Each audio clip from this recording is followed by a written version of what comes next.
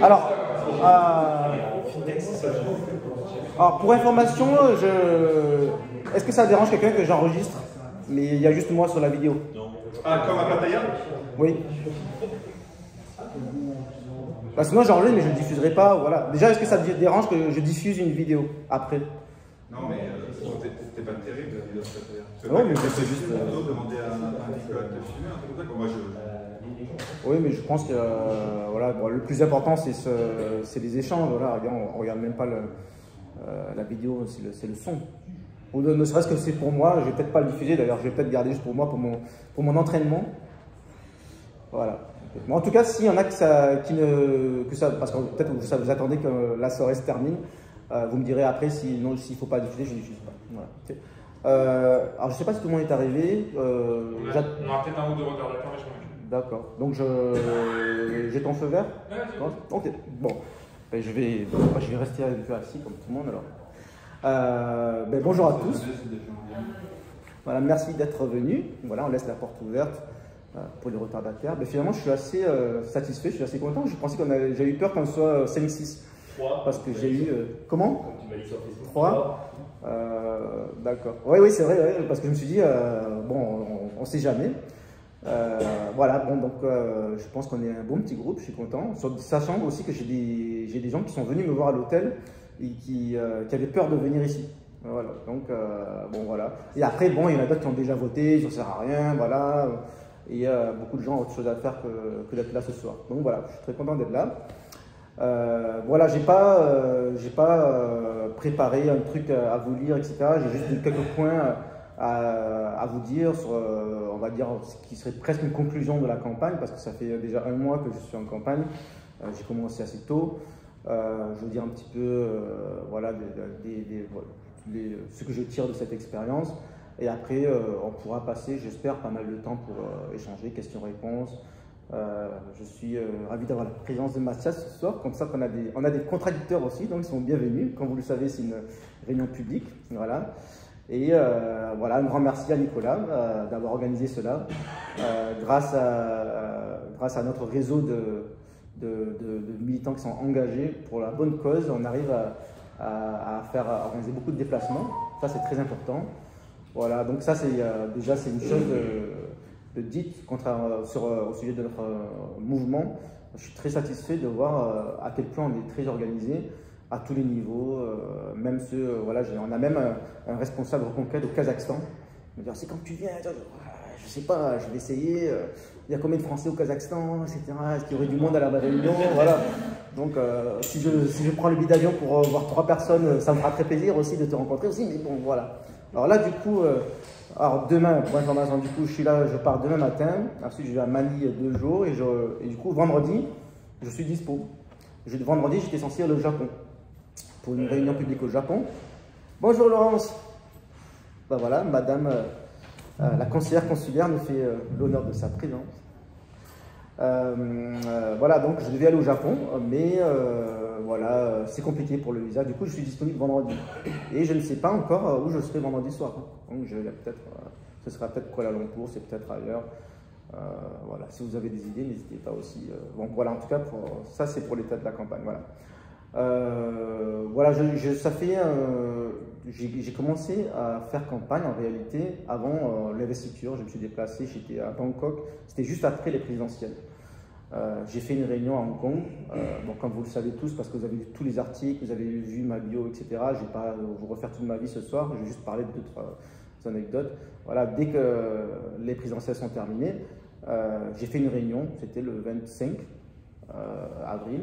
Avec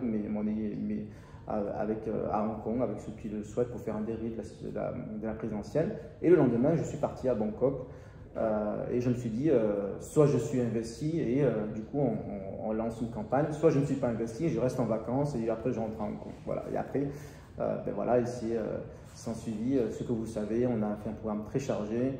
Les dernières semaines, j'ai changé des villes tous les jours. J'ai pris un avion le matin pour une réunion le soir. Après le soir, les soirées se poursuivaient. Je ne dormais pas beaucoup. Voilà, donc cette semaine, c'est un peu plus calme. Et voilà, à la rencontre des Français un peu partout en Asie, Je pense avoir appris beaucoup et je suis là aussi à Singapour pour, j'espère, pouvoir beaucoup échanger sur certains sujets et surtout, en tout cas, par exemple, je prends souvent un modèle sur Singapour pour parler du programme de reconquête. Donc, j'aimerais aussi savoir ce que vous en pensez, y compris notre ami Mathias, parce que c'est bien d'avoir des contradicteurs. Voilà, donc, en tout cas, moi, parmi les choses qui m'ont marqué dans cette campagne, bon voilà, pour vous resituer l'histoire, moi pendant 1 ou 2 ans, j'étais, on va dire, orphelin de parti. J'étais pendant longtemps UMP, LR. Après, bon, des histoires internes ont fait que j'étais candidat apolitique l'année dernière pour l'élection consulaire. Et donc, quand je me suis engagé pour Éric Zemmour, voilà, donc ça a fait un petit scandale à Hong Kong. Bon, bien entendu, il y a eu des insultes d'un côté et de l'autre côté, il y a eu des gens qui disaient c'est génial ce que tu fais, à fond, je te soutiens et tout ça. Mais il y a des gens qui me disaient ouais, en fait, Marc, tu as montré ton vrai visage, tu es un sale facho d'extrême droite, etc. Voilà. Donc, c'est une campagne, c'est pas anodin comme engagement. Mais en fait, cette campagne voilà, qui arrive, on va dire à peu près à sa fin ce soir, parce que c'est la fin du vote par Internet, même si je continue ma campagne jusqu'au vote à l'urne. Bonjour monsieur, je pense que je suis heureux que ça a conforté mon engagement. Un autre contradicteur. Ah ben, les contradicteurs sont tout à fait bienvenus, on en a besoin. Mais en tout cas, ça me conforte dans mon engagement. Je pense que certains sont allés plus loin dans ce que je disais aussi. Je parle souvent, je fais une différence entre les immigrés qu'il y a en France et ceux qui sont expatriés, les Français qui sont expatriés en Asie. Et en Thaïlande, j'ai rencontré beaucoup de Français qui ne se considéraient pas expatriés, qui se considéraient exilés.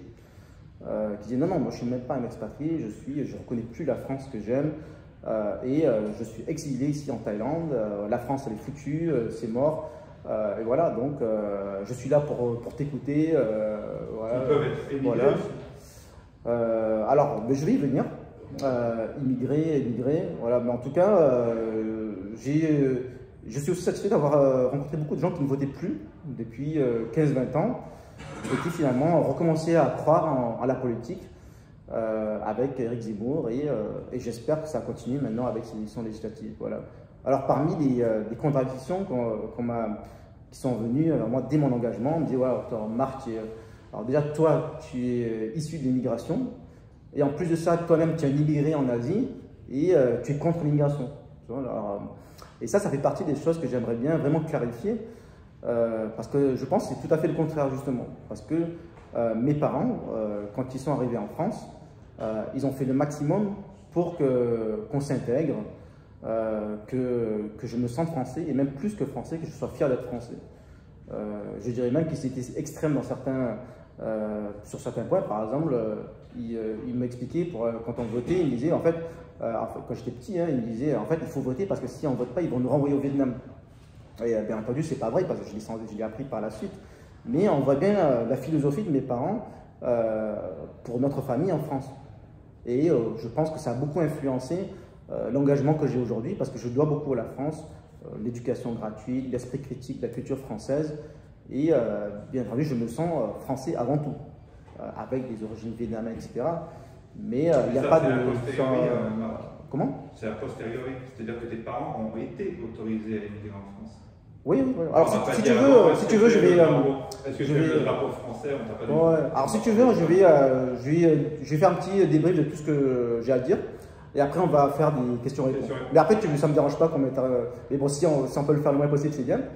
Mais en tout cas, on est là. Moi, je pense que, en fait, ce que proposait Éric Zemmour, c'est totalement ce que j'ai pensé depuis toujours. Ça a juste été formalisé. L'assimilation, même le grand remplacement, la rue dans laquelle je vivais à Marseille, c'est ce que j'ai vu. Alors maintenant, les Français qui sont immigrés à Singapour, à Hong Kong, en Asie, moi, je considère que nous sommes des expatriés. Et je m'en explique. Notre patrie, c'est la France. C'est pas Singapour, c'est pas Hong Kong. On est des expatriés, comme le nom l'indique, ex, en dehors, patrie. Bonjour monsieur, notre patrie c'est la France et nous vivons en dehors de notre patrie. À l'inverse, ceux qui immigrent en France et qui prennent la nationalité française, ils doivent prendre la France comme patrie. Et plus que sur le papier, mais aussi dans leur cœur et dans leur tête. Donc, et c'est ce qu'a fait ma famille. Après, les Français qui sont là, en Asie, bon, même en tant qu'expatriés, ils respectent les lois, les coutumes locales. Ici, à Singapour, ça ne viendrait pas à l'esprit des Français qui habitent ici de dire nique Singapour, de brûler des voitures et de commettre quoi que ce soit, parce qu'on sait très bien que si on fait ça à Singapour, on va être renvoyé en France, ou on va avoir des problèmes en tout cas. On va peut-être même pas être renvoyé, on va être en prison, je crois. Avant que tu passes par la prison et après avant d'être envoyé. Voilà, alors mais en tout cas, je pense qu'il y a... Il y a eu des Français en prison ici, et il y a des Français qui sont régulièrement exclus pour mauvais comportement. Alors, en tout cas, l'important à retenir, c'est que les Français ici, ils savent qu'ils se tiennent à Corée, ils sont heureux, ils respectent les règles locales. Et alors qu'en France, certains étrangers se sentent libres de faire ce qu'ils veulent parce qu'ils savent que ça va être assez impuni. Parce que je pense qu'en France, on a un gouvernement laxiste sur beaucoup de sujets, notamment en matière de sécurité. On l'a vu encore ce week-end avec l'organisation de la finale de la Ligue des Champions. Mais en tout cas... Il paraît que ce sont les Anglais. Ouais, il paraît. Voilà. Bon, alors, en tout cas, c'était important pour moi de vous dire, le point de vue que j'ai, c'est qu'en fait, beaucoup de gens disent que mon engagement est contradictoire à beaucoup de niveaux, mais en fait, c'est totalement le contraire. C'est au contraire les Français qui sont ici. Après, j'aimerais bien revenir avoir vos retours qui habitent en Asie, pas qu'à Singapour, à Hong Kong, au Japon. Vous vivez dans un pays qui en fait applique la plupart des propositions d'Éric Zemmour. Ici, si vous avez plus de visa français, vous ne pouvez pas travailler au noir, vous pouvez pas, vous allez avoir des problèmes, vous allez rentrer en France. Okay, et malheureusement, j'ai des amis qui étaient dans ce cas, ils sont arrivés à Hong Kong. Leur rêve était de s'installer, ils cherchaient un job, ils en ont eu, ils n'en ont pas eu, ils n'avaient plus de sous, ils n'avaient plus les parents pour les soutenir, ils ont dit ouais, ben, c'est bon, tu déconnes, maintenant tu rentres en France, ben, ils sont rentrés en France. Mais en fait, ce que propose Éric Zemmour, c'est tout simplement ce que propose Singapour ou Hong Kong. Et pas qu'en termes d'immigration, là je vous parle d'immigration, mais en termes de sécurité, je vous ai parlé de ça, mais beaucoup d'autres choses, et même sur l'éducation. J'ai pas mis mes enfants de lycée français, je voulais le mettre pour des raisons financières, mais bon, on en reparlera, mais j'ai des Français à Hong Kong qui réfléchissent à mettre leurs enfants au lycée français parce qu'ils commencent à se poser des questions sur l'éducation française, qu'est-ce qu'on met dans les programmes. Voilà. Et en fait, ils sont très satisfaits des programmes, il y a beaucoup de familles binationales asiatiques. Voilà. Donc, en vérité, le programme de reconquête, c'est le programme que vous vivez ici à Singapour, à Hong Kong, au Japon, et c'est ça la vraie contradiction. C'est pas un immigré, c'est pas une personne issue de l'immigration qui s'engage pour reconquête, c'est les Français qui sont ici, qui vivent dans un pays où le programme de reconquête est appliqué, qui sont très satisfaits, qui vivent très bien, mais en fait ils disent non, mais en fait c'est des sales fachos, etc. Désolé, bonjour monsieur, il n'y a pas de problème. Juste voilà. Sur ce point, pardon, parce que là tu viens de faire un développement, Singapour quand même c'est un pays où, je ne sais pas si on t'a briefé avant, mais où cornerstone de ce pays, un des points fondamentaux de la création de Singapour, c'est le multiculturalisme. Je ne pense pas que ce soit le programme d'Éric Zemmour. Je ne pense pas que dans le programme d'Éric Zemmour, par exemple, il accepterait que des femmes voilées puissent enseigner aux enfants, travailler dans l'administration, travailler... Il y a quand même une énorme nuance, c'est que Singapour, c'est un pays qui a 60 ans d'histoire, la France, elle a 2000 ans. Non, il vient de dire que c'est le même programme. Alors, si vous voulez... Est-ce que... L'histoire des deux pays est totalement différente. Et on n'a pas eu les mêmes guerres de civilisation, on n'a pas eu les mêmes guerres de religion.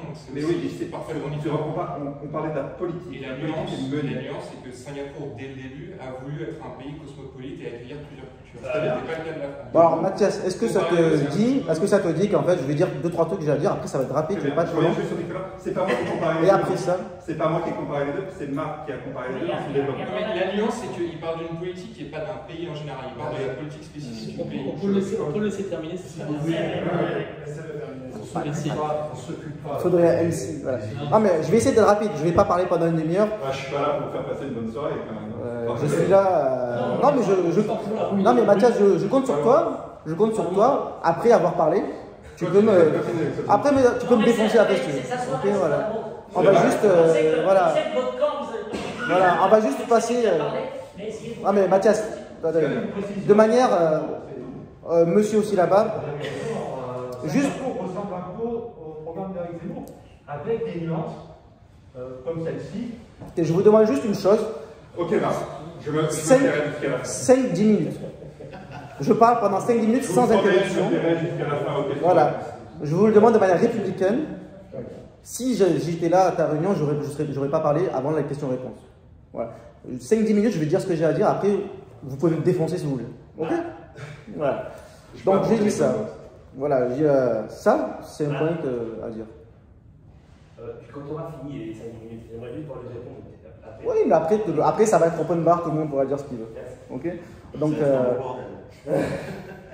c'est pas, on est là, je suis pas venu juste pour parler tout seul non plus, donc ça m'intéresse d'avoir vos retours. Voilà, mais en tout cas, ça c'était quelque chose d'important à dire. Et après, voilà, ici à Singapour, je sais que je ne suis pas en Thaïlande. Voilà, en Thaïlande, j'ai rencontré beaucoup de Français qui votaient RN. J'ai rencontré beaucoup de Français qui ne votaient pas depuis des années. Ce sont beaucoup de Français qui ont vécu en France, qui sont très déçus, qui sont exilés, voilà, j'en ai parlé. Maintenant à Singapour, je pense, vous me direz le contraire si je me trompe, c'est une population qui ressemble beaucoup à celle de Hong Kong. Donc je pense qu'on se connaît, qu'on se comprend. Moi-même à Hong Kong, voilà, les profils sont différents. Ici, ce qui est important, le message que je veux faire passer même à notre amie Laurence Huré, même si je sais qu'elle ne va pas me rejoindre sur ce sujet, c'est l'union des droites. Parce que l'union des droites, parce qu'en fait, ce qui n'a pas été fait au niveau national, au niveau des appareils parisiens, il faut que les électeurs le fassent dans les urnes. Alors je suis assez conforté via mes voyages récents. J'ai rencontré des conseillers, des élus, conseillers consulaires LR, qui m'ont dit qu'ils allaient voter pour moi, même s'ils ne peuvent pas le dire publiquement. J'ai rencontré beaucoup d'anciens électeurs LR, ou même des membres LR, qui vont voter pour la droite des convictions. Et ça me rassure. J'espère que ça va se refléter dans les urnes. On verra. Donc c'est le message que... Voilà, ça c'est le côté positif que je vois. Et j'espère qu'en fait ça se reflétera dans la population générale. Je sais qu'il y a un certain sentiment de déception chez les LR, chez les membres de l'UFE, même si c'est deux choses différentes, que l'UFE est apolitique. Mais il y a des développements récents qui m'ont montré que ce n'était pas tout à fait le cas. Mais il y a des déceptions et je pense qu'au bout d'un moment, il faut arrêter d'essayer de sauver sa petite chapelle, son petit parti. Voilà. LR, on a une candidate que je connais bien, que je respecte tout à fait. Elle est élue avec moi à Hong Kong, présidente du conseil consulaire. Elle a plein de qualités, elle fait un très bon travail de terrain. Voilà. Maintenant, le problème, c'est qu'il faut... où est-ce qu'on va se positionner? Voilà. À Singapour, il y a beaucoup de LR, mais où est-ce que vous vous positionnez? Il y a des candidats qui font une campagne. Pour moi, c'est beaucoup de blabla. Je ne parle pas que des LR, je parle même de Pascal Gentil, que j'ai rencontré à Bangkok, qui est tout à fait sympathique. D'ailleurs, j'ai une certaine attache avec lui parce qu'il fait des arts martiaux, donc j'aime beaucoup ce qu'il fait, très dynamique, tout ça. Mais c'est des campagnes de blabla. Tout ce qu'on propose, quasiment tous les autres candidats proposent, sauf peut-être la gauche, qui a des convictions, mais quasiment tout le monde dit la même chose. On va améliorer les retraites, on va améliorer l'éducation, on va faire ceci, cela. Je crois que les LR, c'est ceux qui ont le programme le plus étoffé et qui s'en vendent. Il y a plein de points sur le... Mais en vérité, ça ne sert à rien parce que ça ne va pas être appliqué. Ils sont dans l'opposition. Et au final, quand on est à l'étranger, il y a beaucoup moins de questions politiques. Même moi, à gauche, je m'entends très bien avec mon collègue conseiller de gauche. Je m'entends mieux avec lui qu'avec mes amis de droite. Parce que finalement, quand on est en bourse scolaire, etc., voilà, qu'est-ce que tu penses de telle ou telle chose, mais tout le monde est d'accord. Donc, qu'on soit de gauche ou de droite, bien entendu, on veut que le traitement des retraites soit amélioré, que ceci soit amélioré, que l'éducation, voilà. Je vais même être plus extrême, j'aimerais que l'éducation soit gratuite ou sous certaines conditions. Voilà. Mais ça, c'est ni de gauche ni de droite. Donc, mais en fait, là, je crois que la plupart des autres candidats font une campagne de conseil consulaire alors qu'on est dans une campagne politique. Donc, c'est bien beau de dire mon plus beau combat, c'est vous, comme dit notre ami Pascal Gentil, mais moi, je pourrais dire de même, mais je ne vais pas le répéter. Mais en fait, aux électeurs de Singapour, je veux dire, si vous voyez quelqu'un qui dit mon plus beau combat, c'est vous, je suis une femme de terrain, je suis cela, pour moi, ça ne veut rien dire, parce qu'on ne sait pas si vous êtes de gauche ou vous êtes de droite. Et encore pire chez les Républicains, parce que dans la majorité ensemble, il y a des Républicains. Donc, du coup, Katia Martin, ce n'est pas Éric Ciotti. Ce n'est pas Julie Aubert, ce n'est pas Nadine Morano. Elle est plutôt centriste. Donc, une fois éventuellement élu, où est-ce que se situerait par rapport à la majorité présidentielle? C'est ça que je veux dire aussi. Donc, moi, je ne suis pas là pour vous dire ce soir, voilà, le programme pour les retraites, c'est ça, ça, ça. On peut en parler si vous voulez. Si vous avez une question technique, on va parler de retraite, d'éducation, etc. Mais là, en fait, l'enjeu, c'est cette élection législative. Qui vous voulez pour représenter les Français de notre circonscription? À mon avis, peut-être que j'ai tort, mais il n'y a que 3 candidats qui peuvent être second tour. Anne Jeantet, Madame Vidal à gauche et moi. Donc, le seul choix à faire, c'est est-ce que vous voulez Madame Vidal ou moi au deuxième tour? Donc, c'est très sympathique de voter pour Katia Martin, de voter pour Pascal Gentil, etc. Des gens très bien. Mais chaque voix que vous leur donnez, quelle que soit leur ticket, c'est une voix qui est perdue pour un deuxième tour contre Jeantet, entre Jeantet et moi. Voilà. Donc, j'espère que lundi, on ne va pas se réveiller avec un deuxième tour Jeantet-Vidal, qui est un deuxième tour macroniste contre communiste. Voilà, donc il y a plein de gens qui disent mais non, Marc, tu dis n'importe quoi, il y a une campagne de terrain, il y a des gens qui vont voter pour Pascal Gentil parce qu'il fait truc, traîne pas, il se balade, il fait une campagne de terrain, Katia Martin elle est très bien, elle fait ça, donc je suis d'accord. Mais si vous regardez l'expérience des élections précédentes, c'est surtout l'étiquette qui va compter.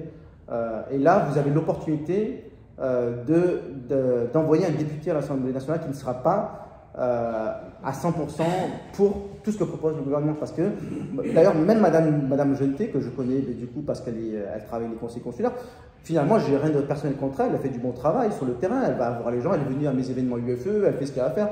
Mais ça, c'est du travail de terrain. Sur le terrain, tout le monde est pareil, tout le monde travaille bien sur le terrain. Qu'on soit de gauche ou de droite, on va aider, on va dire bonjour, on va aller au lycée français, on va faire cela. Mais dans la réalité, Madame Jeantet ne va servir à rien d'autre qu'à valider ce que propose le gouvernement. D'ailleurs, je ne vais pas prendre sa défense, mais en fait... Bonjour, désolé. Bonjour. Ah, c'est ici. C'est là. C'est là. Bienvenue. Voilà, c'est là. Mais il y a une place devant. Voilà, on vous l'a gardé, c'est la place VIP. Voilà. Merci. Mais en tout cas, même Madame Jeantet, je pense, ne voulait dans son cœur, dans sa tête, voter pour les intérêts des Français de notre circonscription. Mais elle ne l'a pas fait parce qu'elle était aux ordres du gouvernement. Elle a même signé une charte de poursuivre tout ce que dire oui à tout ce que fait le gouvernement. Moi, j'ai rien signé du tout. Je suis à la vote de personne. Donc, même si Madame Jeantet, avec toutes les qualités qu'elle a, veut aider nos compatriotes des autres circonscriptions, elle sera obligée de voter avec la majorité présidentielle, ce qu'elle a fait depuis 5 ans. Elle a voté contre toutes les propositions qui allaient dans le sens des Français étrangers. Elle a voté pour maintenir la CSG-CRDS, elle a voté pour les motifs impérieux, même si après elle s'est défendue à dire oui mais j'étais un peu obligé, c'était la majorité, mais finalement c'était une mesure de merde, etc. Effectivement, on peut dire ça après coup, mais dans la réalité, quel que soit le candidat, même s'il veut défendre les intérêts de nos compatriotes de la circonscription, si c'est un candidat de la majorité présidentielle, il va suivre la majorité présidentielle. Et le seul qui puisse battre Jeantet, c'est moi. Donc Madame Vidal, que je ne connais pas parce qu'elle n'habite pas ici et que je ne l'ai jamais vue, elle a peut-être vécu ici 4-5 ans, très bien, tant mieux pour elle, elle doit avoir plein de qualités, mais même si c'est le deuxième tour, et malheureusement d'ailleurs c'est probable à cause de la gauche qui est très unie, même au deuxième tour, elle n'a aucune chance de gagner. Aucune chance. Moi, je ne peux pas voter, je peux pas mettre le bulletin communiste dans l'urne. D'autant plus avec mon histoire personnelle de ma famille, etc. Mais Madame Vidal, la gauche contre Madame Jeantet, si la réaction de Madame Jeantet à coup sûr. De tous les autres candidats, je suis le seul qui puisse battre Jeantet. Katia Martin, Pascal Gentil n'a aucune chance d'être au deuxième tour, et Madame Vidal a une chance d'être au deuxième tour, mais elle n'a aucune chance d'être élue. Voilà. Maintenant, je suis là pour les questions-réponses. Merci. C'est vrai, je ne pas très Merci beaucoup. Moi, j'ai une question à vous poser. Vous parliez de programme. Bon, déjà, après tant d'années à l'étranger, j'ai conscience que le député des Français de l'étranger est intenable, puisqu'en fin de compte, au niveau parisien, ils sont déjà en train de discuter la suppression de ces fonctions dans le cadre de la réforme constitutionnelle. Et globalement, quand quelqu'un arrive à Paris avec une question concernant les Français de l'étranger, ça n'intéresse personne et ça passe à travers de tous les écrans. Moi, ce qui me préoccupe plus, c'est la politique qui est conduite. Et moi, j'aimerais bien qu'on discute. Je ne suis pas d'accord politiquement avec notre ami, mais je n'oublie pas que nous sommes des êtres humains éduqués et qu'on peut pouvoir débattre. Moi, je vais vous dire une chose, je pense qu'on va au chaos en France. On va au chaos non pas du fait seulement du fait de l'insécurité, mais ça c'est la partie visible, mais on va au chaos du fait qu'on a un stock de dettes tellement élevé, plus de 7 000 milliards de dettes réelles, 7 000 milliards, c'est-à-dire le total des dépôts des particuliers.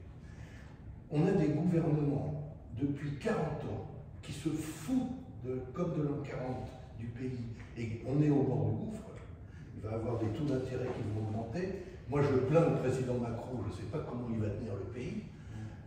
On a les impôts les plus élevés, les structures publiques les plus élevées. On a en gros 1 million de fonctionnaires en trop, ce qui fait qu'on ne peut pas payer les fonctionnaires correctement. Vous vous rendez compte, regardez les concours des instituteurs, la base de la fondation d'un pays, l'instruction donnée à nos enfants. Un instituteur devait être porté au pinacle. Il est payé avec un lance-pierre. Vous êtes de gauche en fait? Non, je suis réaliste, monsieur. Être de gauche, ça ne veut plus rien dire pour moi depuis très longtemps. Et moi, ce qui m'inquiète, parce que j'ai écouté tous les candidats, c'est à quel point vous êtes tous éloignés de la réalité de la situation. Tous. Madame Jeannetet, alors elle, c'est Jeanne d'Arc. Vous m'aurez pas cru, vous m'aurez cuite. Voilà, donc c'est Jeanne d'Arc. Elle dit un truc ici, elle fait le contraire à Paris, parce qu'évidemment, je suis ce qui se passe à Paris. C'est très sympa pour Jeanne d'Arc. Mais surtout, ce qui est extraordinaire, c'est à quel point tous les représentants politiques de notre pays sont éloignés des réalités, de cette jeunesse qui ne peut plus se loger, des salaires qui n'augmentent plus, du chômage qui augmente. Et tout ça pourquoi? Pour une seule raison. Le socialisme. Quand on a adopté en 1981 cette putain de stratégie socialiste, on a mis la graine qui allait foutre le produit par terre. J'ai une petite précision au sujet de la dette. Le problème de la France... Attends, il n'a pas fini. Non, mais... Il faut le laisser finir. Non, moi J'attendais la question. La question, c'est le programme. Le programme de reconquête, je suis désolé. On dit, j'entends dire, on ne votera pas pour Zemmour parce qu'il est libéral. Mon Dieu, mais affirmez le fait que vous êtes des libéraux et que vous allez sortir le pays de la mouise parce que vous êtes des libéraux. En 1980, le PIB par individu en France et en Suisse était à égalité, le même.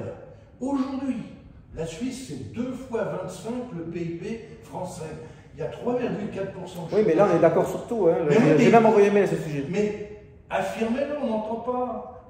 J'ai envoyé un mail il y a quelques jours sur le grand déclassement. Mais affirmez quoi?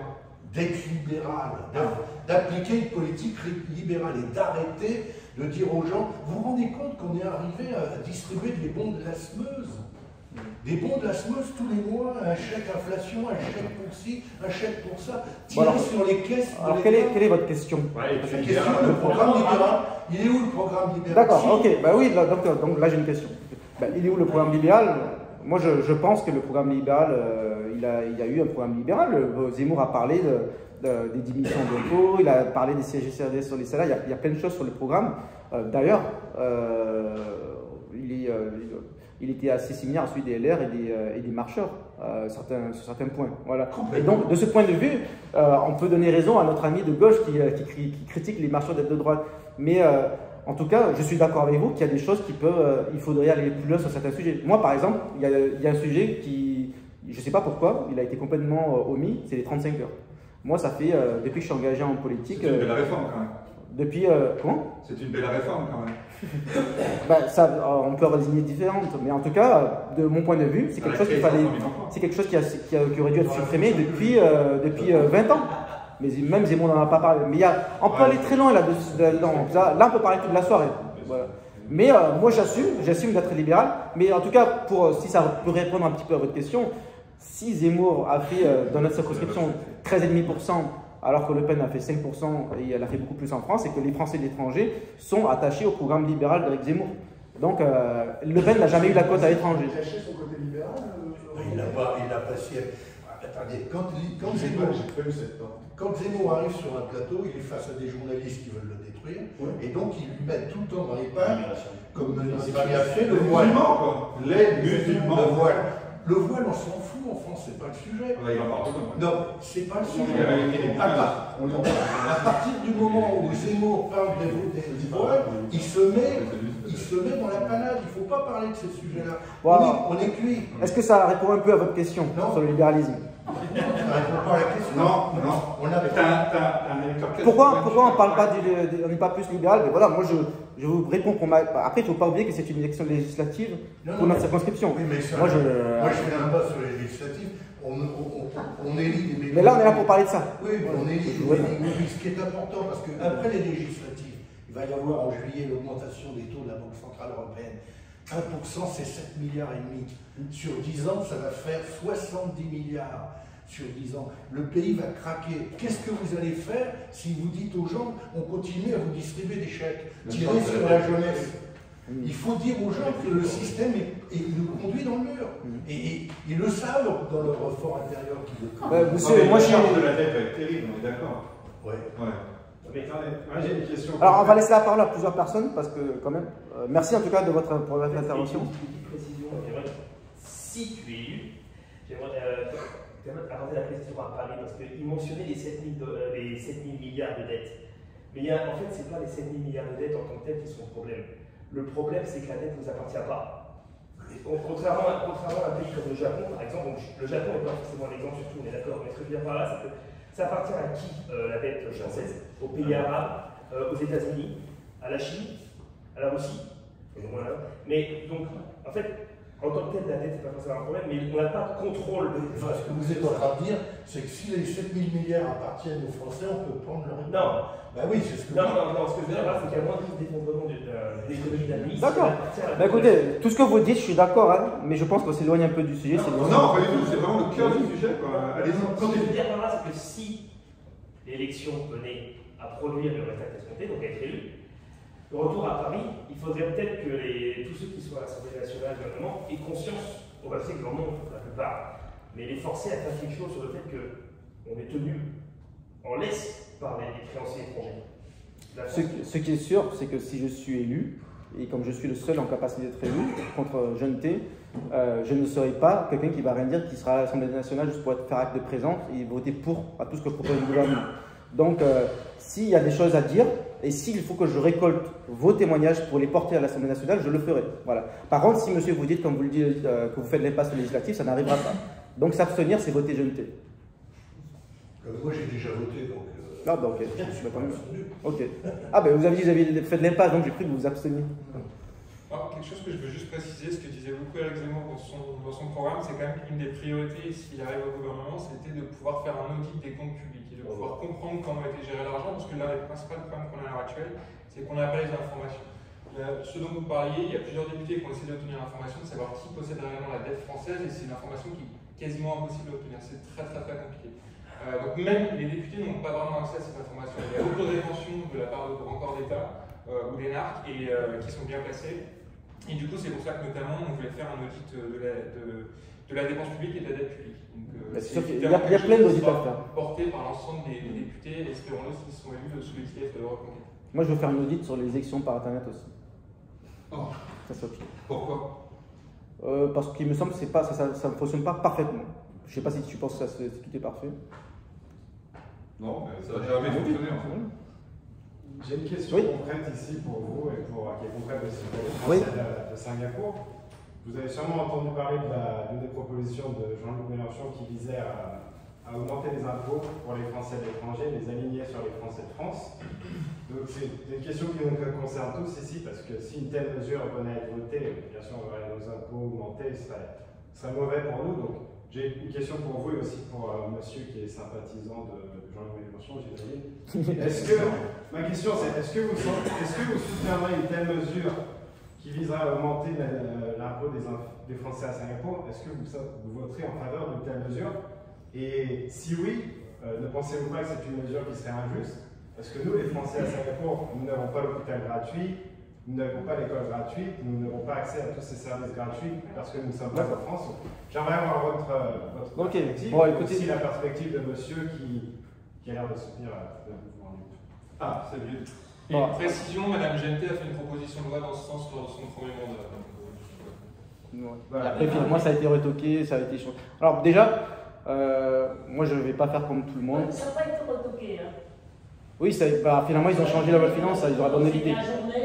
Oui, ils peuvent très bien le reproposer s'ils veulent. Voilà. Non, je pense que vous confondez deux choses, mais après. Pardon, mais bon, en tout cas, il y a deux sujets dessus. Pour votre question. Non, mais il y a aussi une injustice. C'est le problème de la CSG. Non, mais voilà, Alors, je vais juste répondre à cette question et après on passe à la CSG, si vous voulez bien. Juste répondre. Voilà. Voilà, juste pour vous répondre. Voilà, bon. En tout cas, sur votre question. Service d'État français. Voilà, mais en tout cas, sur votre question, à mon avis, vous savez très bien ce que je vais répondre. Et je vais pas faire comme tout le monde. Évidemment, je vais être contre ces augmentations, voilà, comme ce serait toute personne de droite. Et même, je vais dire, même Katia Martin serait contre ça. Voilà. Donc, qu'est-ce qui me différencie de Katia Martin et des autres qui sont aussi contre? Mais je dirais même, peut-être que certaines personnes à gauche sont contre ces propositions pour augmenter les impôts. Même la CSG-CRDS, ceux à gauche, ils veulent la supprimer. Tout le monde à l'étranger, tous les élus veulent moins d'impôts. Par contre, le seul qui pourra avoir une grande gueule à l'Assemblée nationale, qui va dire les choses, qui va mettre les choses sur la table, c'est moi. C'est pas une jeune. Voilà. Je répondrai alors sur. J'ai une première question pour poursuivre. Tu dis à chaque fois, c'est moi qui aurai une grande gueule. Les sondages ne veulent rien dire, d'accord? C'est juste une analyse. Il n'y a pas de sondage. Un instant T. Je parle d'un niveau macro. Pour que tu puisses parler à l'Assemblée, il faudra un groupe. En tant que député non inscrit, non rattaché à un groupe, tu vas avoir un temps de parole qui est quasiment minuscule. Ce qu'on appelle les niches. Oui, merci pour le rappel. Voilà. Donc en fait, tu ne vas pas pouvoir t'exprimer comme tu veux en fait. Donc tu dis à tout le monde, ouais, je vais pouvoir m'exprimer, je vais pouvoir porter votre parole, mais dans les faits, ça ne va pas arriver. Je sais pas, non, parce qu'on aura quand même un temps de parole, même s'il est minimum. On a un temps de parole via les réseaux sociaux, on a un temps de parole via les médias. Voilà. Mais est-ce que dans cet état d'esprit. J'aurais dû préciser l'Assemblée, les plateaux TV, machin, comme le fait très bien Jeune T. Mais est-ce que. C'est très juste. Mais est-ce que justement tu siégerais par exemple avec le groupe Rassemblement National pour justement avoir plus de temps de parole? Je pense pas. C'est une bonne question. Mais je sais pas. Complètement indépendant. Non, moi déjà, j'espère qu'il y aura un groupe, même si je sais que l'objectif est ambitieux, il peut y avoir 10 députés reconquête, hein, c'est pas impossible, mais ça me dérangerait pas d'être dans aucun groupe. Personne. D'accord, ça te dérangerait pas? Non, bah, je vais pas être dans un groupe juste pour leur donner, je sais plus, 30 000 € par an, je sais plus combien.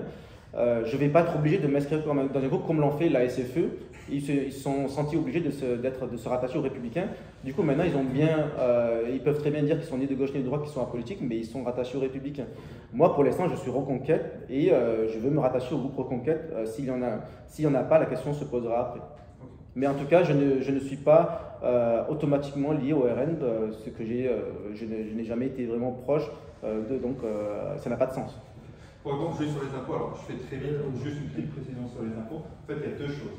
Il y a les impôts des non-résidents et en fait sur les revenus à l'étranger et sur les revenus français. Dans le programme de Jean-Luc Mélenchon et dans le programme en fait ce que j'appelle la NUPES, peu importe, il y a un petit paragraphe qui est indiqué sur les impôts des non-résidents français, mais sur leurs revenus français quand ils sont à l'étranger. Ça s'applique seulement, c'est marrant, et je t'invite à le dire, mais moi aussi j'ai regardé avant, parce qu'on m'a posé la question. Ça s'applique seulement en fait sur les paradis fiscaux. En fait. Et Singapour ne fait pas partie de la liste aujourd'hui, elle n'est même plus sur la liste grise de l'Union européenne. Mais elle pourrait le devenir. Tout à fait. Je dis pas le contraire. Je dis pour le moment, c'est pas le cas. Donc en fait, dans la CIRCO, sur quel pays ça s'applique? C'est le Vanuatu. Et sur la liste grise, je crois qu'il y a Malaisie, Thaïlande et Hong Kong. Mais pas Singapour. Je m'étonne moi-même de ne pas avoir Singapour sur la liste. Je veux. Il y a la Malaisie. Il y a la Malaisie. Oui, il y a la Malaisie. Tu regarderas sur celle de l'UE. Donc ça, c'est le premier point. Donc tu vois, aujourd'hui, on ne serait pas touché. Je voulais dire que si jamais Jean-Luc Mélenchon devenait Premier ministre, nous à Singapour, les Français de Singapour, on ne se verrait pas imposés par l'État français. On ne verrait pas nos impôts. Il y a obligatoirement. Attends. Il y a obligatoirement. Il en sait rien. Il ne peut pas savoir. Il y a un impôt sur tes revenus. Je ne peux pas savoir ça. Mais dans le programme, c'est pas marqué. Maintenant, il y a un impôt sur tes revenus français. Mais ça, c'est vrai. Mais attends, mais l'impôt sur les revenus français, il existe déjà. Il a quand même annoncé impôt sur les revenus mondiaux. C'est juste, mais j'ai fait la précision. Oui, non, mais attendez, on sait très bien que 6 mois après, il fera voter une loi en disant, allez hop, Singapour. Voilà, moi d'accord, si on peut plus parler de programme. Maintenant, il y a un autre impôt qui est important et qui a été voté, et Nicolas l'a rappelé d'ailleurs. Il y a un autre impôt qui a été voté pendant cette mandature, c'est l'augmentation de l'IR de la première tranche de 20 à 30%, qui a été votée en 2018. Si Marc, tu as suivi, c'était l'amendement 2552, je crois, de la loi de finances de 2017. Et que NGNT a voté. Ça, c'est juste. Plus la CHC-CRDS qui avait été mis, malheureusement, c'est vrai, par des gens de gauche comme ça, comme moi, qui avions mis en place. Mais à titre personnel, et même mon engagement politique a toujours été contre ce type d'impôt-là, en tous les augmentations. Après, ça me surprend vraiment parce que donc, les gens d'aujourd'hui, on ne verrait pas nos impôts augmenter. Je te dis juste le programme, d'accord. Maintenant, en discutant avec des gens de la France Insoumise, parce que j'en discute, j'ai des copains qui ils m'ont dit, même si ça se mettrait en place, il y aurait des contreparties. Mais j'ai jamais vu, moi, les contreparties. On parle de contrepartie, par exemple, avec l'école gratuite, ce qui pourrait être super bien. En tout cas, moi, par élève, je signe tout de suite. Mais ce n'est pas marqué dans le programme. Donc, si on regarde juste le programme, il y a juste le point. Voilà. Après, voilà, pour si je peux intervenir. Si la NUPES arrive au pouvoir, les impôts vont remonter en France aussi. Il ne faut pas se faire. C'est bien de le reconnaître. Voilà. C'est quelque chose qu'on assume complètement. Mais en tout cas, sur ce... Alors, en tout cas, sur ce point spécifique, à mon avis, vous levez de bonnes questions qui sont légitimes. Et à mon avis, il faut regarder au-delà le programme. Effectivement, on peut être très technique, comme Mathias connaît bien le sujet, je pense, et ça s'applique à tel Vanuatu à tout point. Ça, c'est une chose. Mais au-delà du programme, il faut prendre la philosophie. La philosophie de Mélenchon, c'est d'imposer. Il est même allé dire, on va chercher tous les exilés fiscaux partout dans le monde, jusqu'au dernier euro, on va les imposer, quelque chose comme ça, si je ne me trompe pas. Et à mon avis, même toi, Mathias, tu n'es même pas sûr de ce qu'il te proposait, parce qu'il me semble, peut-être que je dis des bêtises, tu me le dis quoi, mais il me semble pas que tu sois Mélenchoniste, tu es plutôt d'une gauche modérée, plutôt écologiste, plutôt PS, et tu te retrouves au piège dans cette embarcation d'alliance de gauche qui n'a aucun sens, et tu avais... Je pense, à gauche, il y avait des gens très bien, qui étaient Franck Pajot, qui était Didier Lachise, qui étaient légitimes en Asie, et ils ont été dégagés pour mettre une candidate PCF, et ça montre tout de la façon de faire la politique de Mélenchon. Donc, à mon avis, toi-même, tu vas te dégager avec tes idées en te disant, non, mais qu'est-ce que vous dites, monsieur Mathias, il ne faut pas imposer les Français étrangers. Ouais, dites n'importe quoi, on les impose tous, impôt sur la nationalité, tout ça. Donc, à mon avis, toi-même, tu es une victime de cette alliance contre nature. On va pas faire le débat sur moi, mais je vais répondre très rapidement là-dessus. Franck Pajot, que tu cites, est le suppléant de Dominique Vidal. Oui, je sais. C'est comme moi, je m'y retrouve entièrement. Oui, ça c'est des arrangements politiques, je veux bien, mais ouais, ok. Je fais partie de la gauche réaliste et pour la première fois depuis Jospin, et je soutenais déjà Jospin, c'était mon premier combat politique, je me suis engagé à ce moment-là, pour te dire pour le Pax. Et je me souviens à Paris de tous ceux qui étaient contre déjà le Pax, qui nous, avec quelques années d'avance, ça allait être ceux qui étaient contre le mariage pour tous plus tard. Donc en fait, c'est la première fois qu'il y a une gauche unie, tu vois, avec l'écologie, depuis 20 ans. Écoute, moi, je m'en félicite. Après, dans cette salle, je suis ultra minoritaire et je vais recevoir des tomates. J'assume complètement. Mais j'aime beaucoup. Je n'ai pas sur moi. Non. Nous ne sommes pas des tomates mûres, alors. Moi, je n'irai pas seule dans une réunion de cette partie. Ou alors avec un jeune. Oui, ça c'est vrai. Mais en tout cas, au sujet de. Sur les impôts, juste pour revenir là-dessus, juste pour les impôts, en fait, malheureusement, j'ai l'impression que que les députés des Français de l'étranger ont assez peu de pouvoir et assez peu d'influence une fois arrivés à Paris. On a vu ça sur différentes mandatures. Je me demande vraiment comment tu feras pour ne serait-ce qu'influencer le projet de loi de finances. Ben moi, je pense que ne serait-ce que de mettre les sujets sur la table, c'est une grande influence. En tout cas, je n'aurais plus qu'à me jeter. Et je peux être d'accord avec toi que s'il y a une majorité NUPES, bien entendu, vous allez faire ce qu'il y a à faire, mais il faut être réaliste. Il n'y aura pas de majorité NUPES. S'il y a une majorité NUPES, dans 3 mois, le pays est pas. Oui, voilà, mais c'est impossible. Mais en tout cas. Et notre ami viendra nous demander comment. Non, mais en tout cas, remonter. il y a un truc que je voudrais dire sur la NUPES. C'est-à-dire, tu dis quelque chose de très juste, Mathias, il y a une union de la gauche, et ça, c'est très bien. Parce que nous, voilà, je ne vais pas critiquer l'union alors que nous, à droite, on n'a pas pu la faire, je le regrette. Donc, voilà, non, mais en faisant l'union de la gauche, c'est très bien. Par contre, il y a union et union. Je pense que Franck Pajot, il aurait dû être candidat et n'importe qui aurait dû être suppléant. C'est ça qu'en fait, c'est-à-dire union, c'est très bien sur le papier, mais après, les petites magouilles derrière et de mettre Pajot en suppléant juste pour que quelqu'un de gauche puisse venir à une réunion et en parler de ça, ça ne me trompe pas. Monsieur Guillon, franchement, ne parlez plus de la gauche, c'est un désastre. 40 ans, on les a vus, il est sympathique notre ami. Mais dans tous les domaines, je suis connu pour ça. Dans tous les domaines, ils ont failli. Dans tous les domaines. Je les ai vus arriver au pouvoir en 81, en 83, ils avaient 3 dévaluations, le pays était presque par terre. Il a fallu virer les ministres pour mettre Jacques Delors au ministère des Finances. Et entre-temps, il y a eu les chartes. Quant à son leader, Maximo. Comment? Écoutez, oui.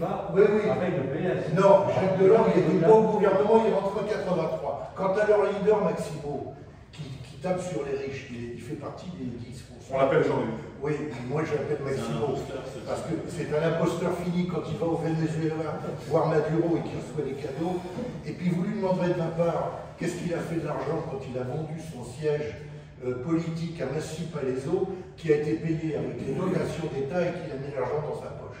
Alors lui, on peut beaucoup parler de Pérez Zemmour. Non, mais écoutez, on est obligé de parler de vous parce que vous venez ici pour essayer de défendre un sujet qui est indéfendable. Vous avez mis le pays dans la misère, vous avez mis le pays. Il n'y a plus rien qui fonctionne, il n'y a plus de métro, il n'y a plus d'argent dans les hôpitaux, on a 1,5 million de fonctionnaires embauchés. Et le pays ne fonctionne plus, vous êtes nuls sur toute la ligne. Bon, on va rester sur le sujet. Je suis d'accord avec ce que vous dites, mais on est là pour. Voilà. Alors, est-ce qu'il y a d'autres questions? Actuellement, il était dans le gouvernement Mitterrand. Une question vis-à-vis de l'alliance de la droite ou autre. Comme la gauche et NO, ou NUPES, peu importe, je les appelle NO, mais bon. Comment tu peux espérer d'avoir une alliance de la droite? Désolé, avec un parti comme les Républicains qui fait du centre-gauche. Mais oui, il faut être une alliance avec l'UPR. C'est mieux l'UPR. Moi, je pense que. La droite, le problème de la droite française ces 20 dernières années, c'est qu'elle a fait un virage à gauche. Non, mais là, on est d'accord. Mais en tout cas. Elle n'est plus du tout à droite. Elle n'est plus à droite, mais il faut arrêter de parler de droite et de gauche. On va dire étatiste. Vous êtes dans leur jeu. On va dire il faut arrêter de parler de droite et de gauche, ça ne veut plus rien dire. Les réalités s'imposent. Oui, il faut parler quoi déjà? Étatiste. Mondialiste. Non, c'est bon. Je sais pas, il dit qu'il y a plus de droite et de gauche. Étatiste ou libéral. Mais il n'y a pas de libéraux en France. Zemmour se dit libéral. Ok, très bien. Je suis pas dans sa tête, je peux pas savoir. J'ai eu son programme. Mais comment on a une droite en France qui passe son temps à dire ah mais non, on n'est pas libéral, on est étatiste. Moi, je vais répondre à Romain, c'est ça? Ouais. Romain. Je pense qu'il faut plusieurs défaites pour ouvrir les yeux. Donc la gauche a perdu plusieurs fois et enfin cette année elle a fait une alliance avec la gauche, on va dire plus radicale. J'aime pas le terme extrême, que ce soit gauche ou droite, c'est la même. Voilà.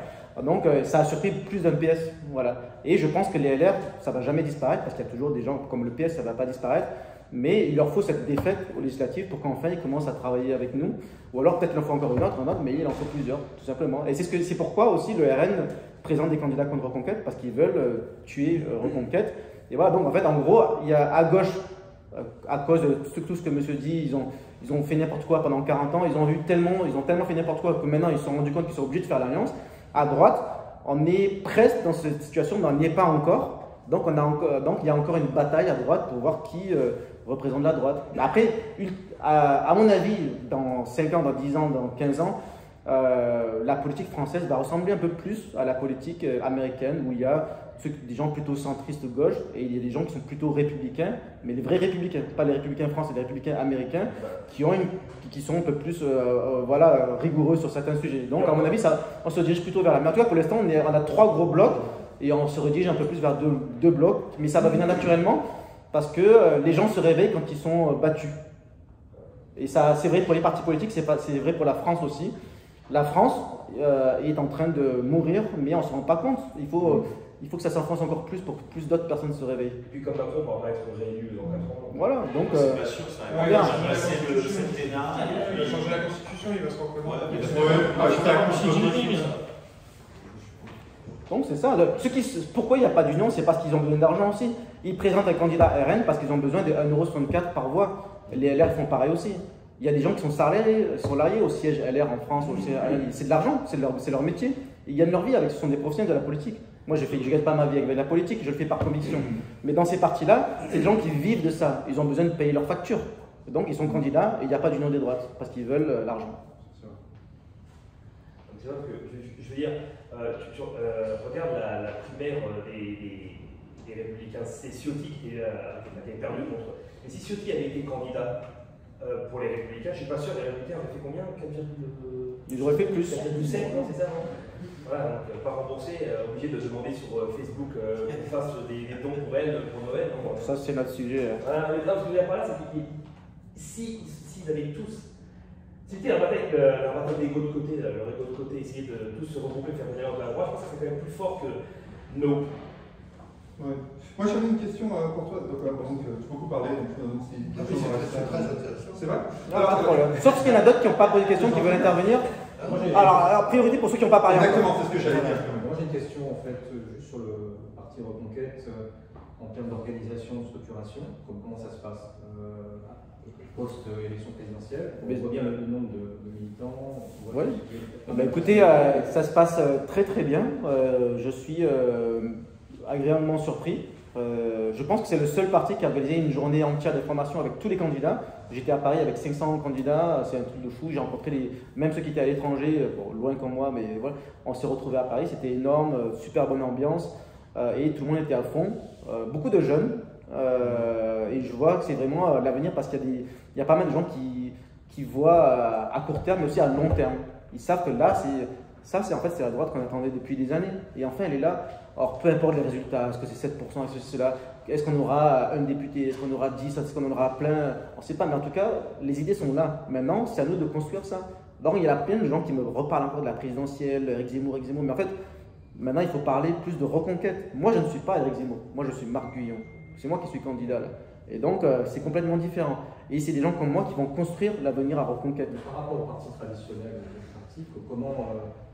alors par rapport au tarif traditionnel, déjà on est beaucoup plus organisé. Là par exemple on a Nicolas qui est à Singapour qui a pu organiser ça et on a des militants, des gens partout, même au Laos, même il y a quelqu'un qui veut que j'aille au Kazakhstan. Donc on a un responsable pour Reconquête Kazakhstan. Et ça c'est du jamais vu. Et au Laos j'ai un monsieur qui s'appelle Alain Dao qui est un ancien républicain. Qui m'a dit quand j'étais au Républicain, j'ai jamais vu ça. C'est un truc de fou. Dans la campagne de Marc, il y a 10 personnes qui sont quasiment à temps plein. Il y en a lui qui fait les mails, lui qui fait les réseaux sociaux, lui qui fait ceci, lui qui fait cela, lui qui répond. Il y en a un qui dans les réseaux sociaux qui est en charge de riposter, de répondre à ça. L'autre des réseaux sociaux qui est en charge de ça. Les gens ils comprennent pas ça. Reconquête Asie, c'est pas moi qui gère ça. C'est le responsable Asie et c'est pas moi. Il y a une organisation, c'est un truc de fou. Alors ça c'est au niveau national. Pareil, mais au niveau. On voit qu'il y a beaucoup de personnalités, mais est-ce qu'à la fin il n'y aura pas des problèmes de gestion d'ego? Comment se structure le parti? Le parti est structuré comme la plupart des mouvements politiques. Il y a des responsables par zone, par fédération, etc. Ce qui est sûr, c'est qu'il y a la base militante est là. Après, il y a toujours des batailles d'ego, ceci, mais dans tous les partis politiques. Et j'ai même envie de dire, parce que j'en ai l'expérience, dans toutes les associations apolitiques et dans toutes les entreprises. Donc, la politique politicienne, ça existe de partout. À partir du moment où il y a une organisation, une structure, même dans les associations caritatives, il y a des problèmes d'ego. Maintenant, c'est plutôt professionnel. Pour un nouveau parti, on est déjà à un niveau. Mais voilà, moi je dis qu'il y a une grande différence entre Reconquête et les autres partis. C'est-à-dire que tous les militants Reconquête, ils sont là pour servir la France. Et ils ont pris beaucoup de risques. Moi, je me suis pris plein d'insultes, tout ça, parce qu'ils y croient. Alors que dans les autres partis, c'est beaucoup de gens qui veulent sauver leur place parce qu'ils sont depuis longtemps. Je suis à l'ER depuis tant de temps, je suis RN depuis tant de temps, par loyauté, je reste RN. J'ai pas envie de changer, on va me prendre pour un traître, etc. Donc il y a des gens qui, dans leur cœur, ils sont Reconquête, mais officiellement, ils ne peuvent pas se permettre d'être Reconquête parce qu'ils ont tellement de copains chez les LR, chez les RN, qui les empêchent de faire ça. Donc en fait, il y a beaucoup de gens qui sont là pour les apparences, parce que c'est les appareils politiques. Alors qu'à Reconquête, tous ceux qui sont là, c'est par conviction. Ils y croient, ils y croient, ils y croient. Et ils y croient, peu importe, même si on fait 0 député, ils seront toujours là, parce qu'ils savent que c'est l'avenir. Et ça, c'est complètement différent. Et ça, c'est que peur. C'est pas vrai, c'était le discours. Pardon, mais juste sur ce point. Dans tous les partis politiques, tu as des militants qui y sont parce qu'ils y croient.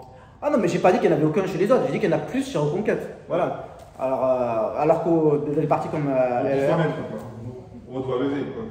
Si tu veux, sur le terrain, voilà. Si j'ai pas fait une étude, j'ai pas appelé le cabinet McKinsey pour faire une étude pour savoir, voilà. Mais moi, voilà. monsieur me parle du terrain, moi j'étais là sur le terrain, je l'ai senti chez les militants. Après moi je ne sais pas pour la gauche. Comment? Ça a fini à 7%, je dis. Même s'il y Mais à avait 7% une certaine quand on parle de rien, un parti Voilà. qui n'existe pas, c'est peut-être pas mal. Oui, mais combien a fait Hidalgo et les gauchistes, voilà. Donc, les gauchistes. donc, Les gauchistes ont fait un bon score, hein. Je crois qu'ils ont fait même un bon score final. il y en a un qui a fait un bon score, c'est Mélenchon. Juste pour finir sur le sujet, il y a un problème de financement. Ah, monsieur est prêt à donner. Non, mais je veux dire, est-ce que. Je n'ai pas d'informations sur des problèmes de financement, à part chez les Républicains. En tout cas, chez les Reconquêtes, chez les Reconquêtes, il n'y a pas de problème de financement. D'ailleurs, je pense, à mon avis, je suis le seul avec Pascal Gentil et Anne Gentil à faire campagne dans toute l'Asie. À mon avis, si la candidate LR n'est pas en campagne, c'est parce qu'elle n'est pas sûre de faire 5% des voix. Je pensais qu'elle allait faire campagne un peu partout comme moi. Elle a fait Singapour, Manille, et Saigon. Après, j'étais surpris, elle est rentrée à Hong Kong. Bon, ça fait une heure qu'on discute. Parle-nous un peu d'islam en France et des musulmans. Quelle est ta vision sur l'immigration quand même? Attends, il y a une autre question là. J'ai une petite chose. Ah, je parle pas. Ah oui, non, mais j'ai dit trop mal, il fait Singapour, elle est comment? À cause de quoi? Parce que quand au début on dit France c'est différent de Singapour. Singapour est Attends, il y a un monsieur qui n'a pas parlé encore là-bas. Monsieur, bonjour. Bonsoir. Bonsoir. Donc, monsieur, j'ai une question sur une phrase que vous avez prononcée là, il y a 2 minutes, sur le fait que Reconquête était différente des autres partis. Donc je voudrais avoir votre opinion dessus, mais un petit peu de contexte pour vous dire, pour que vous compreniez d'où vient ma question. Je suis à Singapour depuis une semaine. Bienvenue. Envie de m'installer très prochainement, mais expatrié d'assez longue date. Parce que j'ai été expatrié une première fois en Grande-Bretagne pendant 10 ans. Je suis rentré en France pendant 10 ans. Et je suis retourné en Grande-Bretagne où je suis à Londres depuis 8 ans. Il y a Éric Zemmour qui est venu juste avant la création du parti Reconquête, il est venu à Londres. Et moi, il y a un truc qui m'a frappé, c'est que, adhérent de beaucoup de ses idées et adhérent du parti de la première heure, il y a un seul point qui m'a un peu perturbé chez lui, c'est que dans son discours d'introduction à la communauté française de Londres, ça a été manifeste que Éric Zemmour n'est pas différent des autres politiques français dans le sens où il ne comprend pas pourquoi les Français quittent la France. Donc ma question c'est... S'il a dit un moment dans l'émission avec... Attends, laisse-le finir. Laisse-le finir la question, s'il te plaît. Je pense qu'il a tenté d'affiner son message, peut-être parce qu'il a eu un retour immédiat de sa visite qui était à l'origine pour présenter son livre, en présence de 600 ou 700 personnes à Londres. Donc, moi, ma question, c'est, quand vous dites que Reconquête est différent des autres partis, déjà, c'est quelle place vous pouvez, quelle voix vous pouvez avoir déjà, sans parler de l'Assemblée, mais au sein du parti, pour qu'on ait une partie de la classe politique qui comprenne enfin pourquoi les Français quittent la France.